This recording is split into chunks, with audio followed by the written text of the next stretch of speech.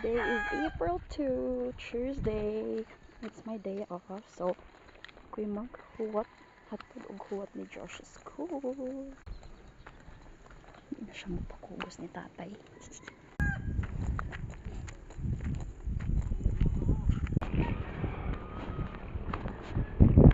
Ay, pagdagan ay baka. Ay, pagdagan lagi kay madagma ka.